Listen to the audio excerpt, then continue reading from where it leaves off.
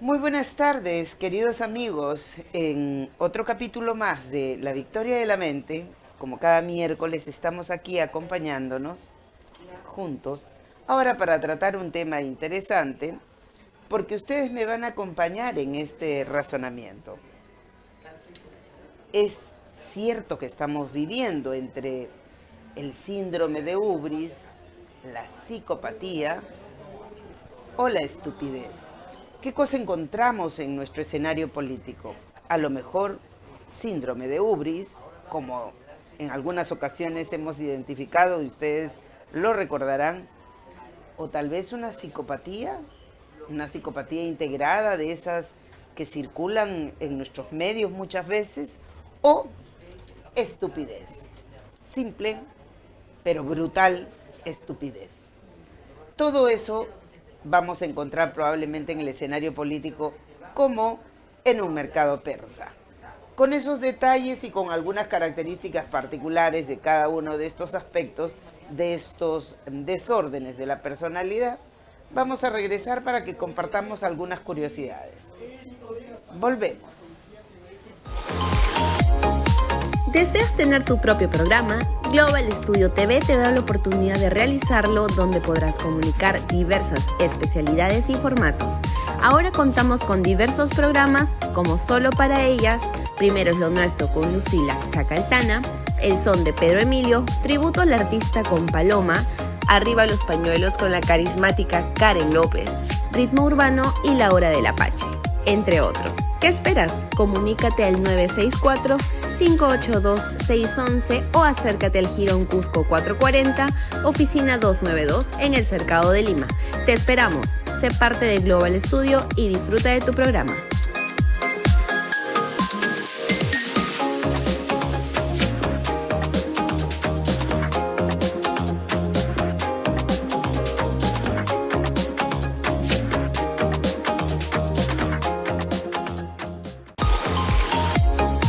¿Deseas tener tu propio programa? Global Studio TV te da la oportunidad de realizarlo, donde podrás comunicar diversas especialidades y formatos. Ahora contamos con diversos programas como Solo para Ellas, Primero es lo Nuestro con Lucila Chacaltana, El Son de Pedro Emilio, Tributo al Artista con Paloma, Arriba los Pañuelos con la carismática Karen López, Ritmo Urbano y La Hora del Apache, entre otros. ¿Qué esperas? Comunícate al 964-582-611 o acércate al Jirón Cusco 440, oficina 292 en el Cercado de Lima. Te esperamos. Sé parte de Global Studio y disfruta de tu programa.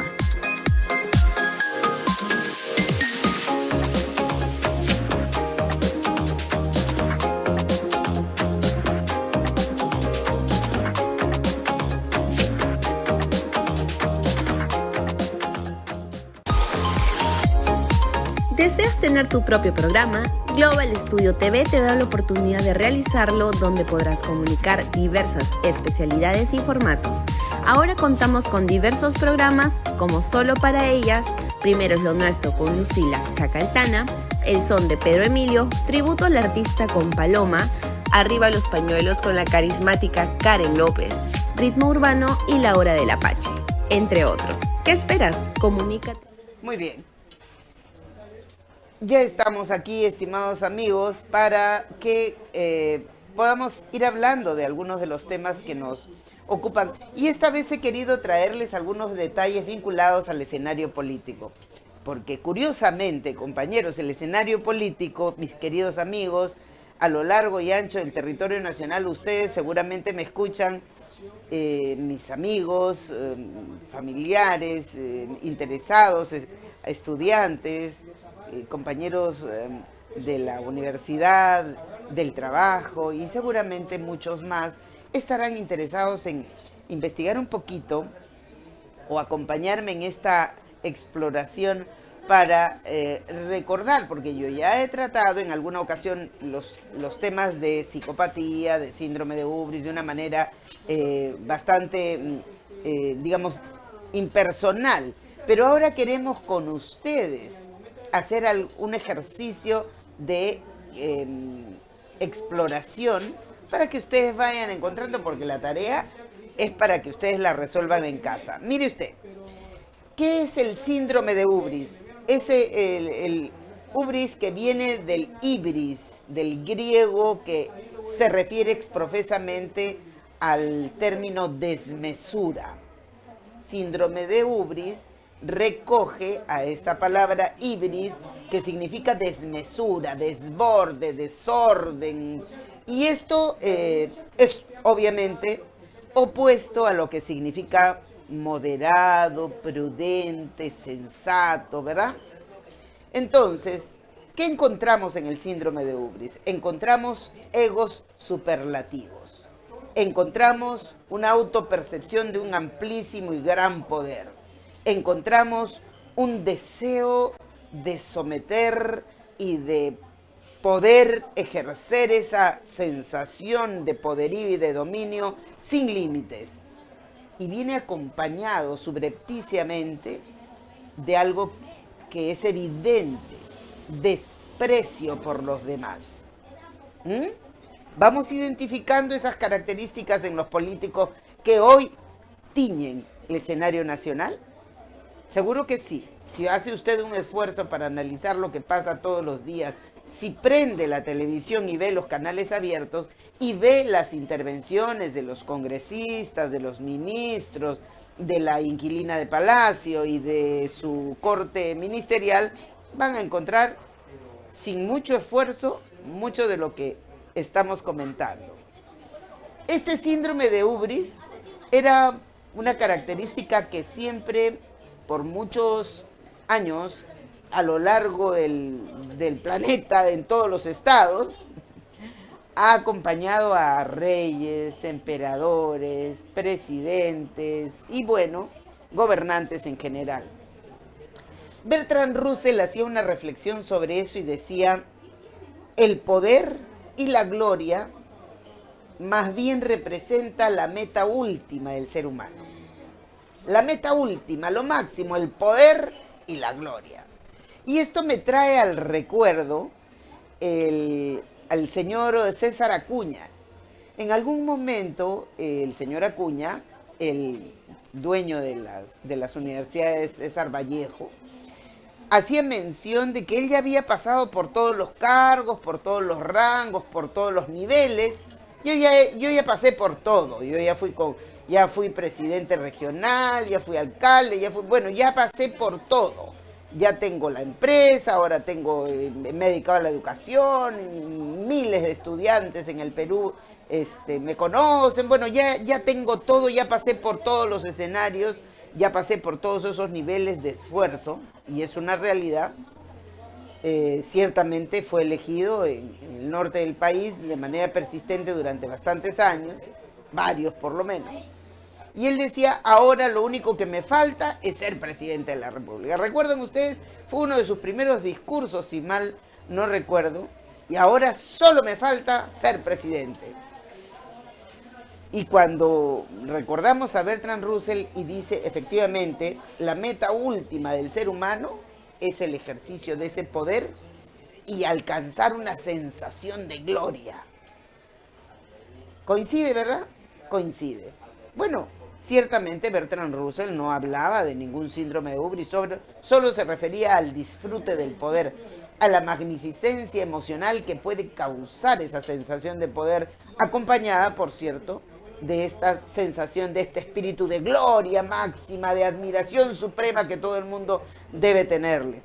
Pero McClellan, por ejemplo, hace una precisión interesante, complementaria, que además se refiere puntualmente a algo vinculado a lo que llamamos necesidad del ser humano. Y decía él que el poder es una de las necesidades máximas del ser humano. Claro, McClellan no se refería exprofesamente a la necesidad del poder, del dominio, del poder del Estado, ¿no?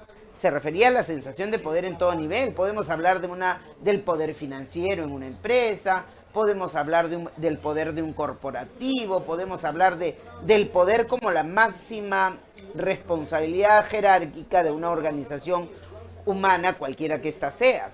Obviamente aquí estamos refiriéndonos al escenario del poder político, del poder ejercido desde el Estado, frente a un conjunto humano que tiene reglas que cumplir, que está organizado en función de reglas y que tiene, por cierto, autoridades que van a hacer que esas reglas de alguna manera se respeten.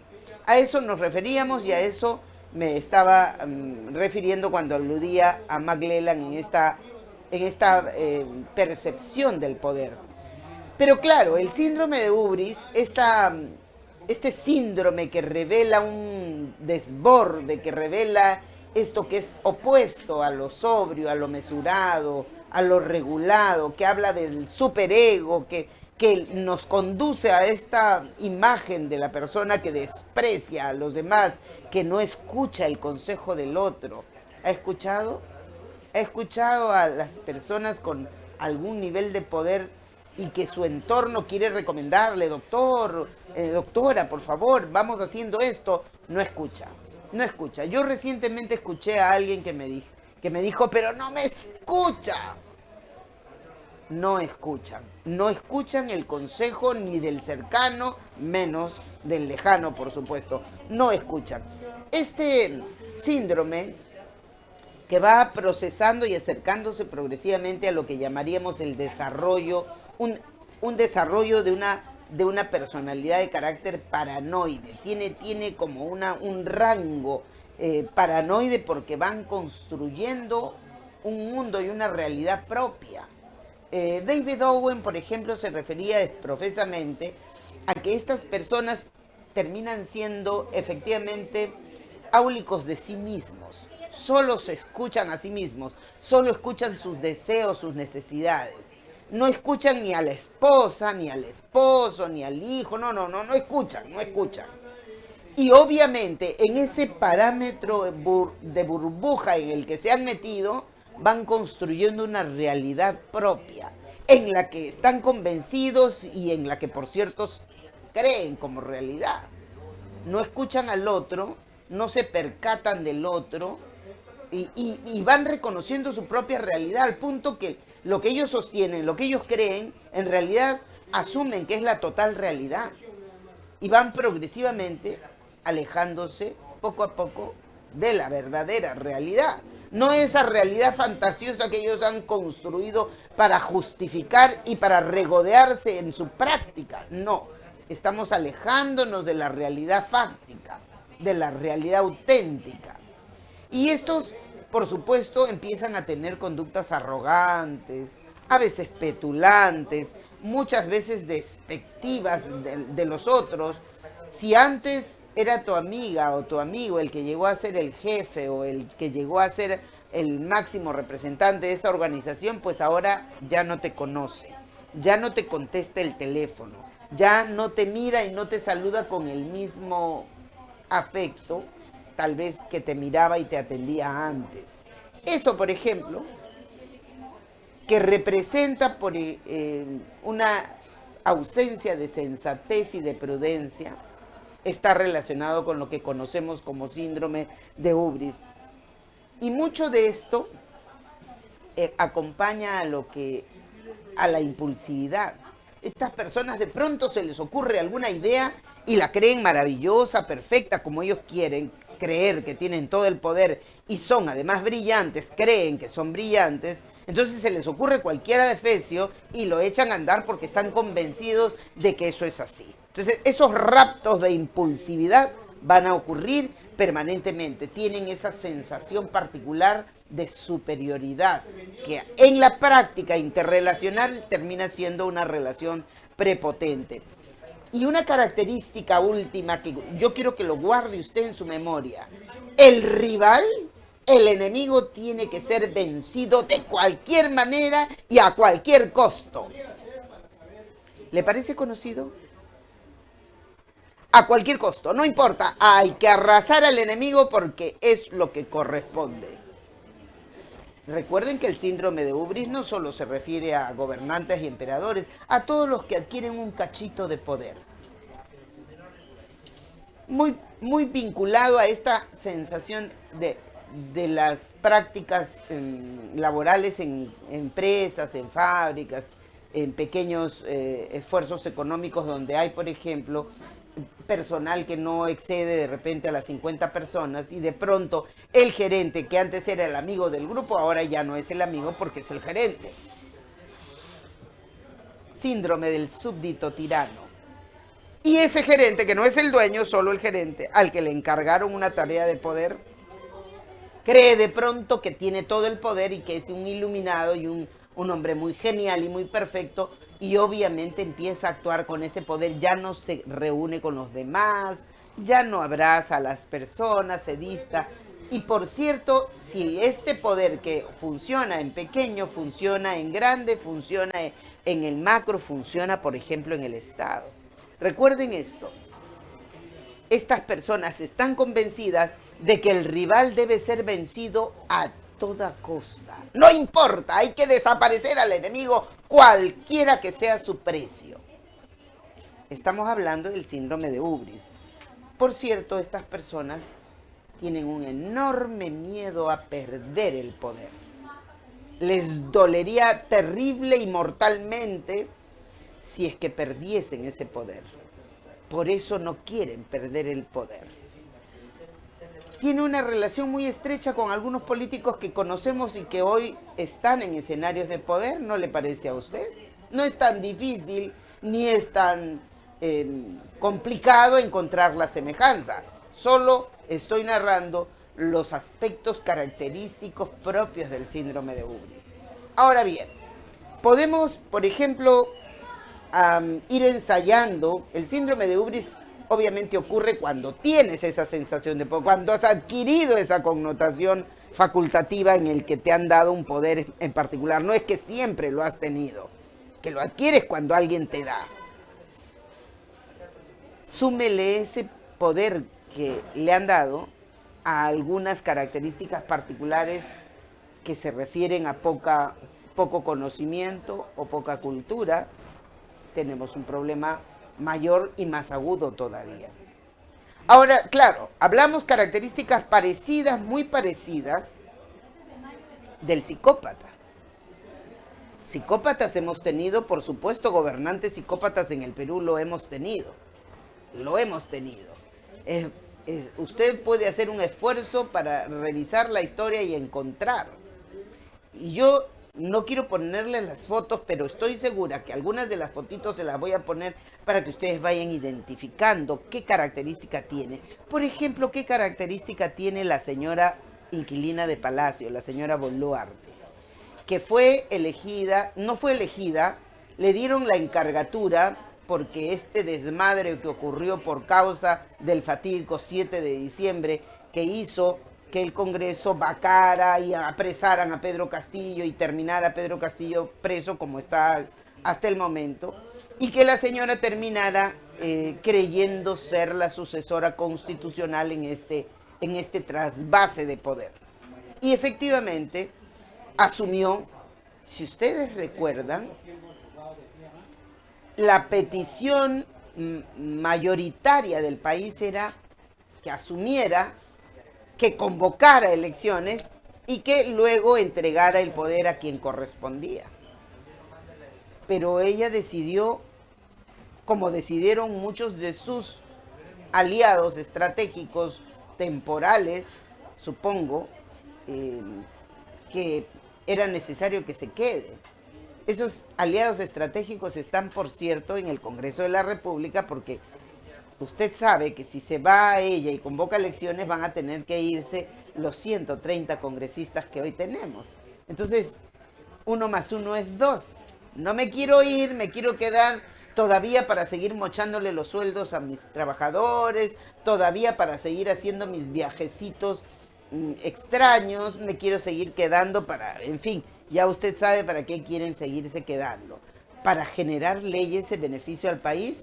Bueno, yo no estoy tan segura de eso.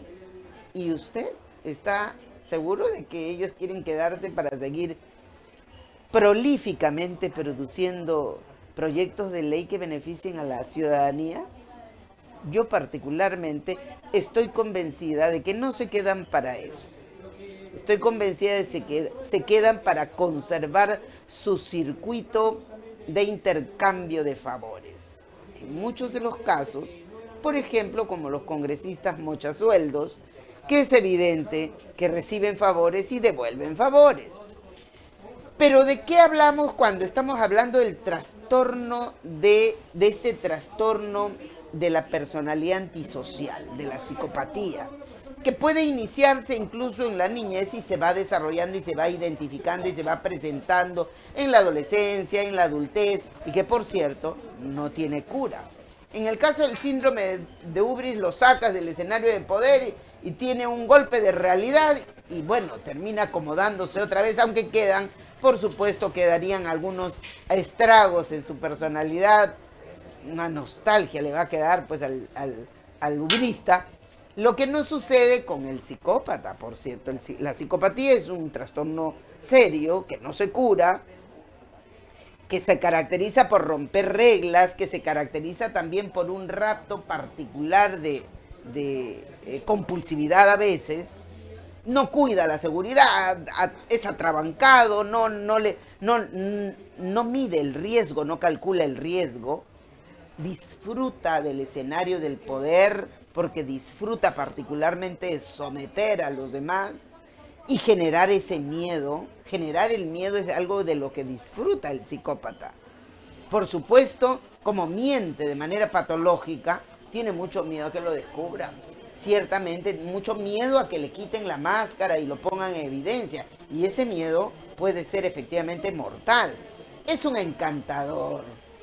Es un encantador, es un galán, una persona que encandila, una persona que convence, que le gusta al auditorio, que hace buen enganche bioquímico con el auditorio porque tienen ese feeling. Muchas veces utilizan su apariencia personal o su encanto para hablar o su postura de solvencia que ellos tienen. A menudo son personas encantadoras y que, por cierto, les encanta intentar hacer el dominio siempre. Van a la fiesta, son el centro de la atención. Van a una conversación, quieren siempre dominar la conversación y poner el punto sobre la I y gobernar el tema de conversación principal.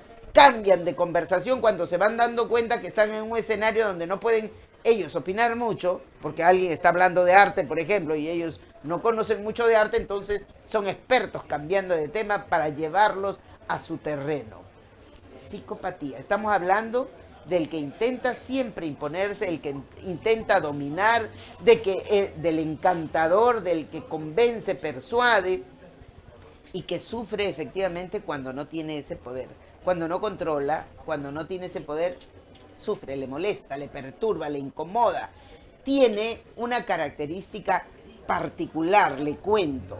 Usted puede identificar a esta persona que tiene ese psicópata integrado que está entre nosotros, que se mueve, que no nos damos cuenta, que puede ser el jefe en nuestra empresa, que puede ser el director de un colegio, que puede ser un ministro, que puede ser el jefe del gabinete ministerial, que puede ser, por cierto, la señora inquilina de Palacio, o que puede ser muchos de estos congresistas.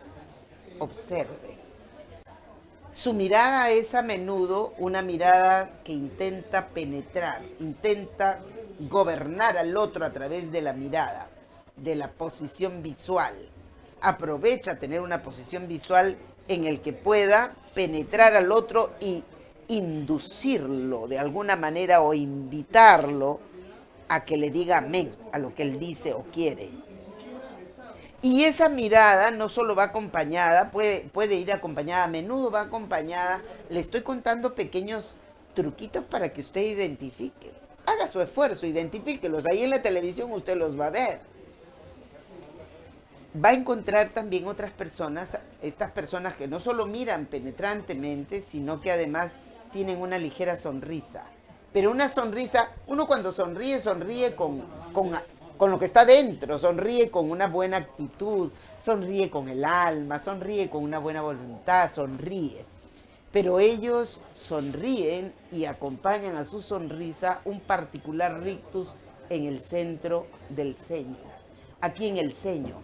Es decir, son capaces de fruncir un poco el ceño y al mismo tiempo sonreír, lo que por cierto no es tan sencillo. Pero ellos son capaces de tener esa mirada magnética que significa sonreír, pero al mismo tiempo tener esta mirada de penetración, una mirada que realmente puede helarnos en el momento cuando alguien nos mira de esa manera. Usted puede identificar esa sonrisa, que no es una sonrisa brillante de luz, es una sonrisa que quiere engañar, y unos ojos que están fruncidos, así el ceño fruncido, que es amenazante, que inspira miedo, y esa mirada que trata de atravesarlo a usted.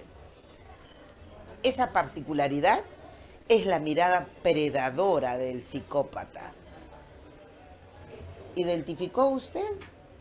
Ahí los tenemos, congresistas psicópatas, por cierto, ¿verdad? Yo les voy a poner las caritas de los congresistas y ustedes van a darse cuenta y van a identificar si son psicópatas, si tienen síndrome de Ubris. Les voy a poner algunos nombres para que ustedes los vayan identificando. Es un esfuerzo de razonabilidad y, por cierto, va a recoger usted, haga un ejercicio. Fíjese usted, esa mirada que penetra. Recuerde que el psicópata no tiene sensación de culpa, no tiene remordimiento de nada. No, si por su causa alguien pasó un dolor, una pena, una desgracia, pues qué pena, pero él no siente nada. Jamás lo van a encontrar disculpándose con sinceridad. Jamás lo van a encontrar sintiendo remordimiento de aquello que pasó, jamás. Puede disculparse formalmente de la boca para afuera. Si lo obligan, va a decir, bueno, para que no se perturbe la sesión del pleno, señor presidente, me disculpo, retiro las palabras. Pero ustedes van a notar en su actitud displicencia, desprecio, sin ningún remordimiento, ni un ápice de sensación de culpa. Lo va a encontrar usted. Recuerde que estas personas, los psicópatas, son personas a menudo despiadadas. Despiadadas. No tienen misericordia, no tienen piedad, no son personas a las que las podamos convencer. No, pobrecita, mira, ¿cómo le vas a hacer eso? No, si ellos tienen su propósito, vamos a su propósito. Ojo, y además son personas que duermen poco, tienen tanta adrenalina y cortisol que, por cierto, desbordan ganas, energía, y tienen una energía imparable. Duermen poco por eso, duermen poco.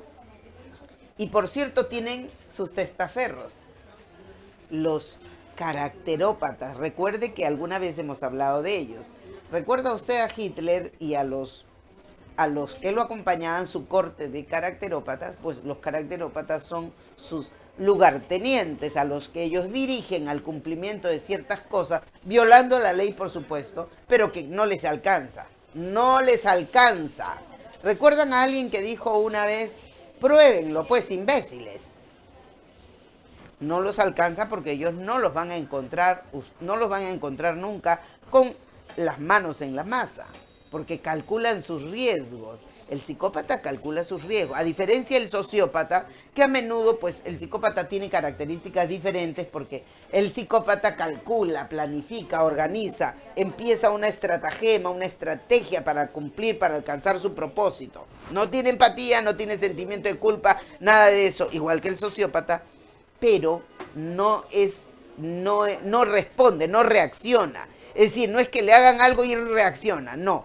En el caso del sociópata, el sociópata es compulsivo, el sociópata es más impulsivo, el sociópata es menos estable emocionalmente, no planifica tan escrupulosamente las cosas. Hay que distinguir un poquito. En cambio, el psicópata a menudo es una persona calculador, frío, planificador, depredador al máximo, puede destruir y aniquilar totalmente a las personas. El sociópata a menudo es errático, ¿verdad? No tiene ninguna paciencia, hace las cosas sin plan. A diferencia del psicópata, que es prolijo, que es calculador, que calcula cada uno de sus pasos, no deja pistas, las borra toditas. ¿Recuerda? Las borra, no hay forma de comprobarle nada. No, pasó, fue gobernante, pero no le comprobaron nada. Algunos gobernantes no les alcanzamos a comprobar. ¿Será porque son psicópatas? Y algunos otros les hemos comprobado, pero en cantidades. Porque decían, mentían y decían cada estupidez que efectivamente era fácilmente comprobable esos casos. En realidad, a las psicopatías están vinculadas a un origen probablemente genético que tiene que ver con la presencia también del medio social, que tiene que ver con el aprendizaje, pero hay un vínculo cercano a la genética. Mientras que encontramos en el caso de las sociopatías vinculadas a un proceso de desarrollo progresivo que se va sosteniendo, ¿no? Estas características, queridos amigos, los encontramos. Yo quisiera poner, por ejemplo, el rostro de la señora Patricia Chirinos en la pantalla para que ustedes observen, y el rostro de la señora Mari Carmen Alba. Y también el rostro de la señora congresista, que es pastora evangélica, que algunas veces la hemos escuchado en tremendas afirmaciones realmente muy extrañas. Bueno, ahí tiene usted a la señora Patricia. Esta es una de las múltiples fotos que ella tiene. Revise sus fotos cuando ella habla, pero me gustaría encontrar la foto de Mari Carmen cuando amenaza o advierte o exige o coacta a la otra congresista para que votara. ¿Recuerdan ustedes que ella hizo toda una escena, un espectáculo en el Congreso y quizás obligándola con palabras? Por supuesto, sus conductas eran más que evidentes para presionar a esta congresista a fin de que votara en este momento por la bicameralidad. Pero ocurre que cuando los periodistas al día siguiente o ese mismo día la abordan después de esta sesión accidentada del Congreso de la República y le preguntan, señora Mari Carmen, ¿y usted por qué intentaba coaccionar? Yo no le obligaba a nadie. ¿Y qué pasa? ¿Es usted una persona impulsiva? De repente no puede controlar su ira, porque acuérdense que ella la zamaqueaba a la fulana. ¿Recuerdan? Esta foto es cuando ella zamaquea y empuja y jalonea a la congresista, a la Chabelita, por un tema en la que la señora, la congresista quería más bien colaborar, pero hay otra foto que está relacionada con ella cuando estaba queriendo obligar a la otra congresista a votar y la miraba de una manera tan efectivamente compulsiva que era hasta, una mirada bastante temerosa, ¿no? La congresista miraba con cierto temor a la otra. ¿Por qué con temor? Porque yo imagino que no es que estaba diciéndole nada que pudiera amenazar su vida. Supongo que no era eso, pero imagino que por la morfología de sus conductas algo estaba diciéndole en relación con eso. ¡Vota! Y cuando ella es interpelada por los periodistas, ella dice, ella dice que es orgullosa de su carácter, de su manera de ser, porque gracias a ser como es que vivimos en democracia. Lo dijo la señora Mari Carmen Alba. Gracias a que ella es como es, vivimos en democracia. Oiga, los peruanos le debemos agradecer la democracia, entre comillas, a la señora Alba. ¿No le llama la atención eso? O sea, la señora Alba es la arquitecta de la democracia peruana, es la benefactora de la democracia, es la creadora de la democracia, es la que tiene el poder supremo. ¿Quién le ha hecho creer eso a la señora Mari Carmen Alba? Lo dijo. Gracias a que soy así, tengo ese carácter que estamos en democracia. Ciertamente se lo cree, ahí está. Esa fotito donde está que la pobre congresista tiene que voltear la cara para que la otra no le espete directamente lo que estaba diciéndole. Igual en la otra, miren ustedes el rictus de sus ojos, de su mirada. Bueno, les dejo la tarea. Está en el síndrome de Ubris o está en la psicopatía. Y si usted escucha sus intervenciones, no solo de ella, sino de otros congresistas, como cuando la señora Patricia Chirinos hace sus afirmaciones y presenta sus proyectos de ley, cada uno más enredado que lo que ella habla, nos va a permitir hacer un ejercicio brillante para saber si estamos en el síndrome de Ubris, en la psicopatía o en dónde estamos. fíjense, el recorrido nos lleva a una condición, una categoría muy interesante, por cierto, que tiene, el nombre del programa de hoy dice, entre el síndrome de Ubris, la psicopatía y la estupidez. Usted dirá, oiga, pero ¿por qué la señora habla de estupidez? ¿Por qué insulta a la gente? ¿Qué cosa es la estupidez? Bueno, en realidad, para ser sinceras, el término estupidez viene de un vocablo que dice stupidus. El estúpidos, que quiere decir el aturdido. Stupidus, que quiere decir aturdido. Y este enlace, este sufijo es, efectivamente alude a una cualidad. Cualidad. Es decir, la cualidad del aturdido, del torpe, del necio. Torpe, necio, aturdido, bueno, por decirlo constreñidamente vinculado a la acepción etimológica, ¿verdad? Interesante las apreciaciones que tienen algunos filósofos. Por ejemplo, el historiador italiano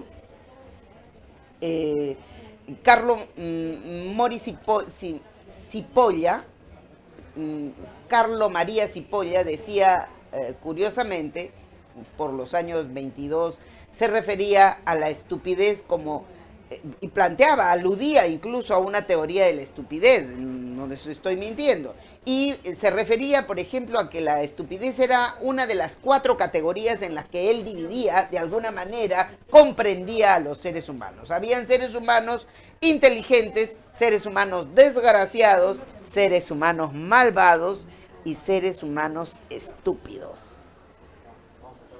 Pero ¿a qué se refería? Tal vez, por ejemplo, ya en otro particular documento, Allegro Magnon, por ejemplo, se refería exprofesamente a la característica de la estupidez en relación a 2 condiciones.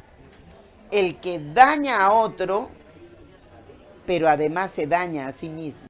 Pues es tan estúpido que se daña a sí mismo, pero daña a otros. Entonces, aquí el ejercicio para razonar, comparar y seleccionar nos va a llevar probablemente a Fernando Savater, que se refiere que efectivamente la estupidez podría estar refiriéndonos a un escenario subjetivo, plenamente subjetivo. Este filósofo español decía, bueno, eso está en el mundo interior de los pensamientos, es una percepción subjetiva, ¿no? Quizás en esta comprensión filosófica vamos aterrizando en una, digamos, una apreciación más puntual vinculada a la filosofía cuando hablamos de la estupidez en estos términos. Deleuze, por ejemplo, hacía mención en una nota que le hacía la referencia a Martínez Mellado, le hacía la referencia a Deleuze en el sentido siguiente: la estupidez se refería concretamente a este término, a esta comprensión de la estupidez. Decía, la estupidez es la bestialidad propiamente humana. O sea, no es posible que un perro sea estúpido. Es la bestialidad del humano. Es la parte bestial del humano, la estupidez. Pero curiosamente, Martínez, cuando se refiere y hace alusión a la versión, a la interpretación de Deleuze, en estas apreciaciones, Martínez también hace una referencia al cogito cartesiano, que habría que señalar desde el lado, recogiendo las apreciaciones y las afirmaciones de Heidegger, por ejemplo, con relación a que el pensar, fíjense ustedes, el pensar es una posibilidad. Todos los seres humanos tenemos cerebro y por lo tanto tenemos pensamiento. Pero el tener pensamiento no significa siempre que pensemos. Claro, tenemos la facultad para pensar, señala, ¿no? Tenemos la facultad para pensar, tenemos la condición y la capacidad para pensar. Pero eso no es garantía alguna de que efectivamente pensemos. En algunas ocasiones probablemente, según esta teoría, dejamos de pensar. Por lo tanto, hay una especie de ausencia de pensamiento. Una ausencia de pensamiento que efectivamente pudiera estar refiriéndose a esta condición de estupidez. Entonces, en general, si comprendemos al pensamiento como fluyente, como espontáneo, como natural del cerebro, entonces habría que pensar en qué momento es que ocurre la estupidez. ¿Es que dejamos de pensar?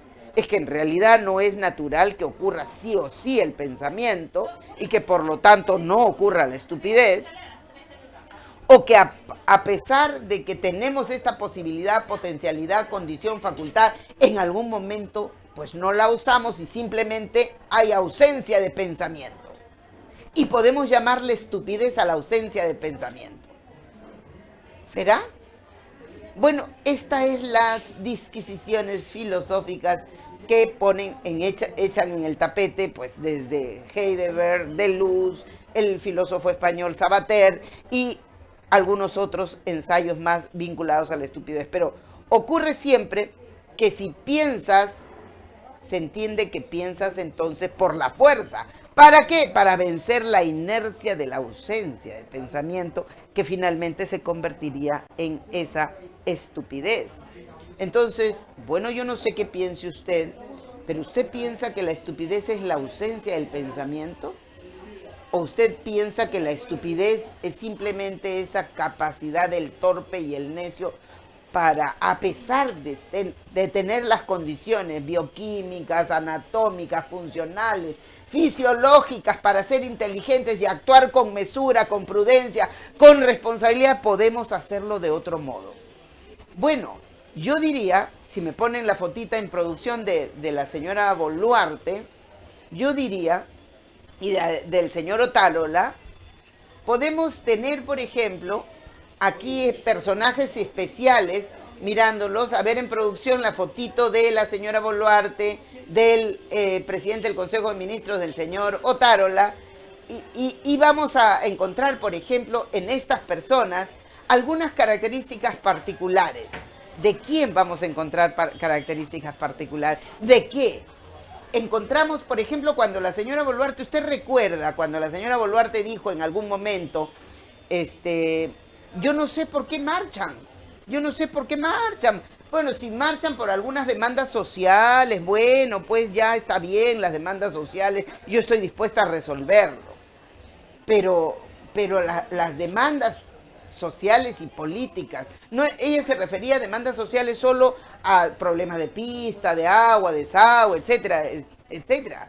La señora Boluarte tiene graves problemas de comprensión, no solo del lenguaje, sino de la propia realidad. Ella cree que lo social no es político y que lo político no es social. Le decimos desde acá, señora Boluarte, desde este humilde programa que se llama La Victoria de la Mente, se equivoca usted. Igual se equivoca el señor Otárola. Bueno, no me quiero referir a los señores de la policía, de las Fuerzas Armadas, porque ellos están en otra categoría. Eso lo sabe usted seguramente. Pero sí me quiero referir a esta percepción ellos. Cuando dicen, no es que ellos están pidiendo, lo que piden no es, todo es político. Y lo repiten, convencidos.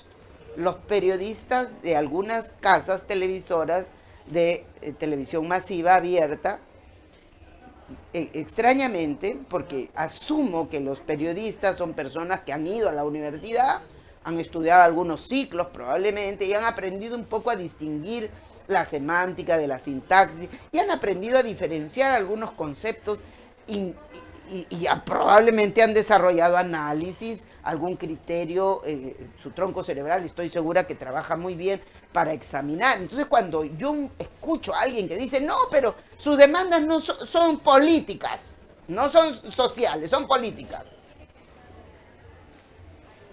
Entonces nos encontramos con una circunstancia en donde la gente, por ejemplo, tiene su tremendo cartel y que dice Dina renuncia.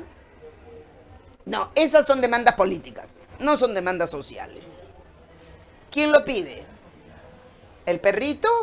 ¿El gatito? ¿Quién lo pide? Pues lo piden los seres humanos que habitan en esta parte geográfica de la Tierra que se llama Perú, y aquí están las personas que ya no quieren tener como presidenta a la señora Boluarte.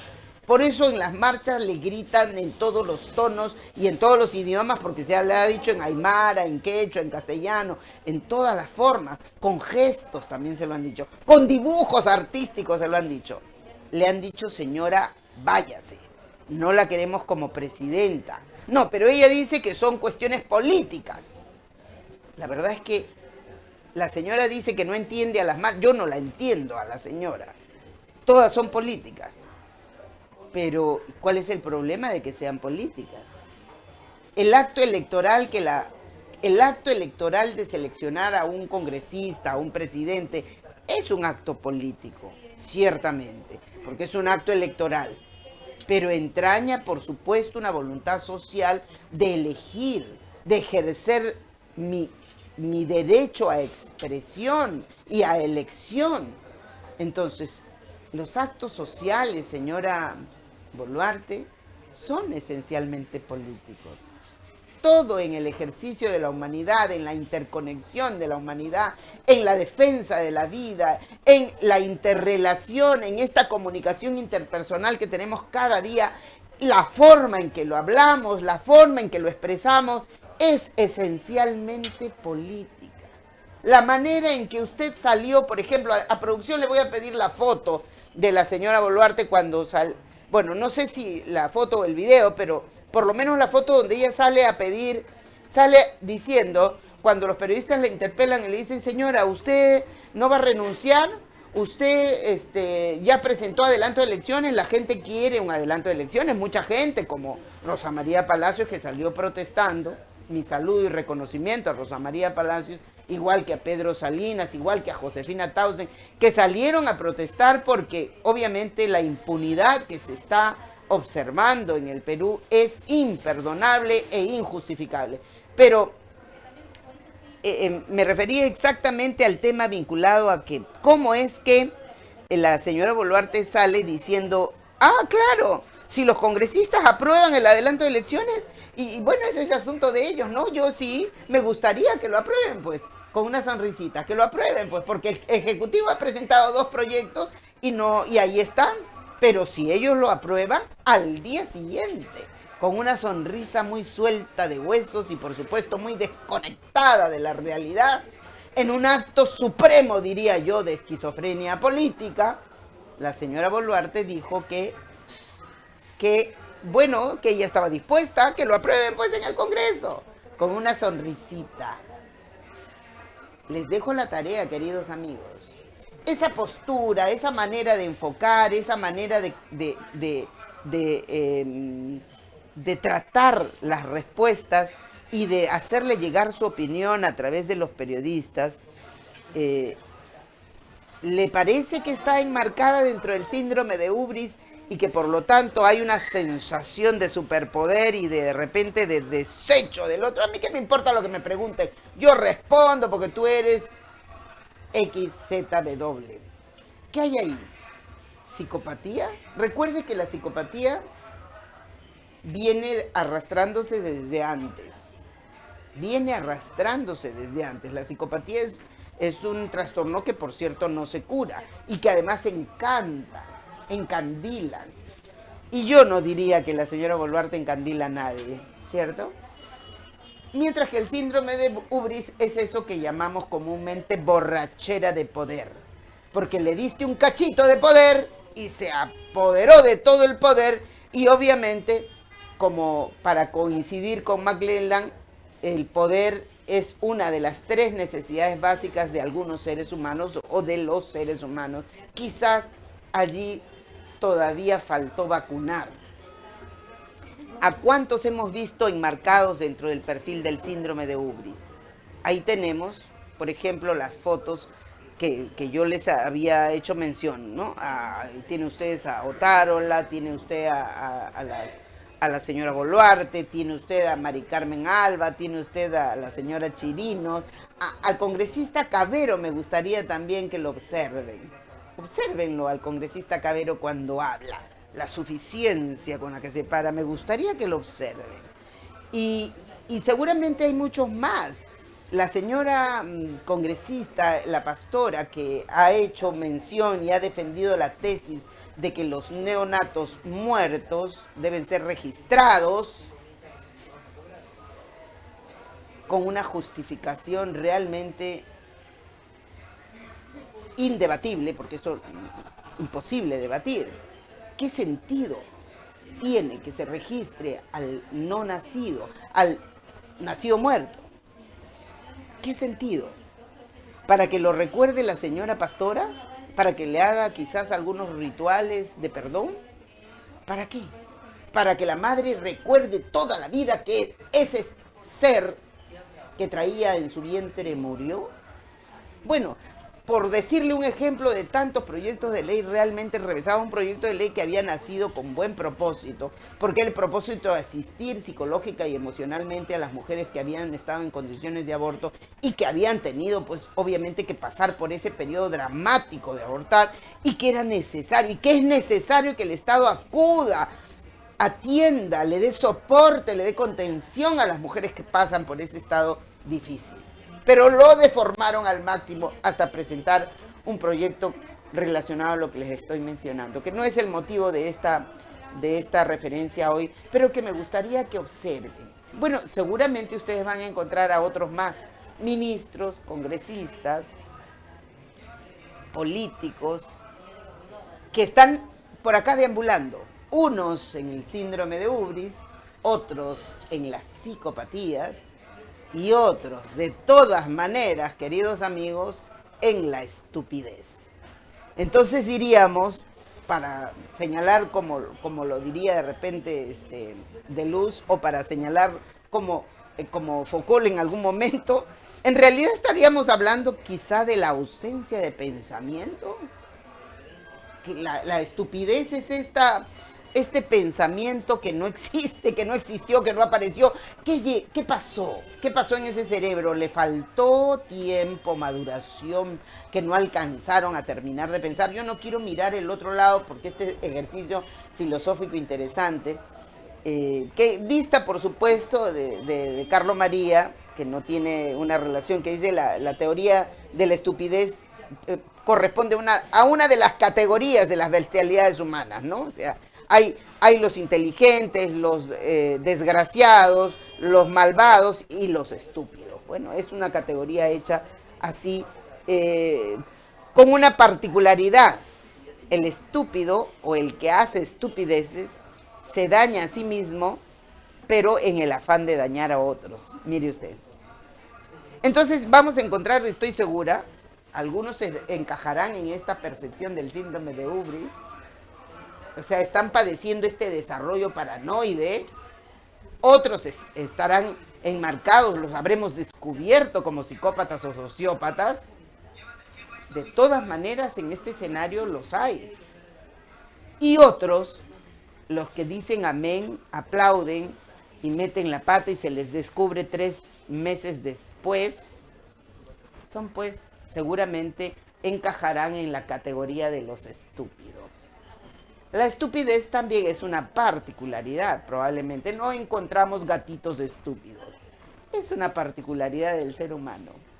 La tarea para la casa, querida señora, querido amigo, es necesario que miremos un poquito allí. Agudice el sentido, observe, mírele los ojos, mírele la sonrisa al psicópata. Le encandila a ese señor al que escucha de vez en cuando, grandilocuente, que habla, que esto, que por acá, y que usted lo mira impactada y que lo seduce. Ahí está. Probablemente si enciende Willax, algunos podría encontrar. Me voy, queridos amigos, y les dejo la tarea para que usted lo vea en casa. Recuérdelo, sea puntilloso. Con esta información va a ir usted a las urnas. Ojalá fuese que escucharan que es necesario, tal vez, consultar al soberano. Cuando sea consultado, recuerde, no hay que darle poder al psicópata. Recuerde, el que llegue al gobierno debe estar vacunado contra el síndrome de Ubris. Recuerde no darle escenario de poder, por favor, a los que cometen estupideces. Muchas gracias, queridos amigos. Volvemos la próxima semana. Un abrazo muy grande. Siempre en la Victoria de la Mente estamos contentos de compartir con ustedes. Hasta pronto.